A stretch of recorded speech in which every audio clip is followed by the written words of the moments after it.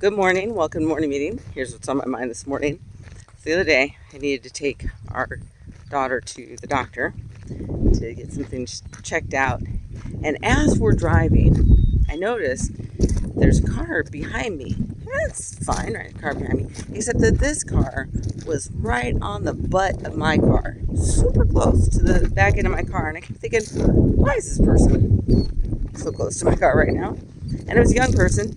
Just pointing that out now. It was a young person in that car. And I was doing the speed limit. And I think the speed limit was 65 in the area I was in. I was doing the speed limit. And there were cars in front of me. And we're all going and everything's fine. But this car's right behind me on my butt. Why are you doing that? And I look in my mirror and I think the person must have seen me and they backed off a little bit. But what really got them to back off was the fact that at some point I had to actually really slow down because the cars in front of me were slowing down. And so I did that, and that person had to slow down rather quickly. And I think that sort of got their adrenaline pumping because then they were way behind me. And I'm thinking, there's a lesson there. Because when you're driving, you should be a couple car lengths behind the car in front of you when you're on, a highway, which is where I was, because you need that stopping distance.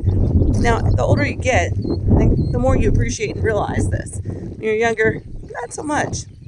So pretty soon, the young person is back on the butt end of my car again. Why is this person doing this? Why can't they just get it? So I said to my daughter, we get to a point where it's not a single lane anymore. And so I say, okay, watch. This person's going to pop out on my left and go ahead of me. They're going to pop out. Watch. Wait for it. Within 30 seconds, the kid popped out, got in the other lane, and started to go forward. But then a car got in front of him because he didn't anticipate that. I did, by the way. I knew the car in front of me was going to get into the other lane. I saw signals that was going to happen, but he didn't see it. So, pops out, cars in front of him slowing him down.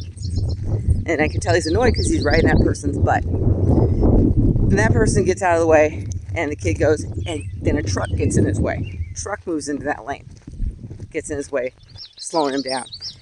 I said to my daughter, you know what's going to happen here? Two things. This kid is either going to get a ticket, or worse, he's going to have an accident. That's what's going to be happening today for that kid. And it's because he's ignoring the signals. He had 3 signals that he should slow his shit down. 3. Letting him know. The universe looking at him going, slow down.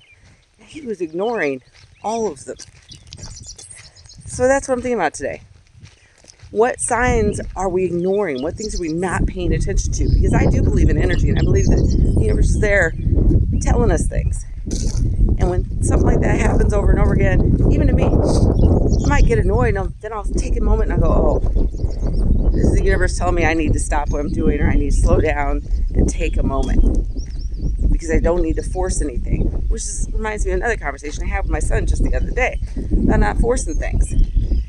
He really wanted to buy some card deck because he plays Magic the Gathering. I think that's what it's called anyway. But he has some decks coming out. He wants to pre-order it and all that. We're trying to talk him into not doing it and to really think this through.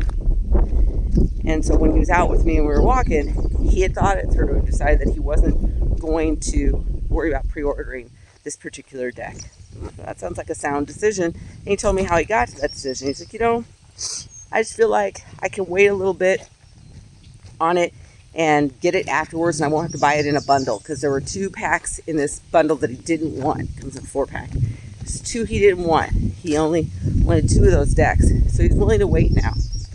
That sounds like a wise choice that you're putting the brakes on that because there were signs there, right? One of them was we were saying, hey, take a look at this.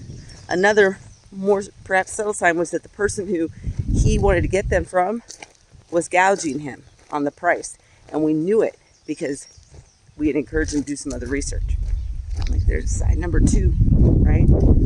So he was getting these signals telling him, hey, maybe you don't need to do this right now. And what I said to him was, hey, just don't force it.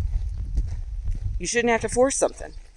It's either going to happen or it's not going to happen. You shouldn't have to force it. You just keep doing you and moving in the direction that you need to move, that you want to move, and things will start to fall into place. If you're staying still, not so much, but you just keep going after what you want to go after, and you don't have to force shit. So that was our conversation. So that's what I'm thinking about today. Just keep moving. See ya.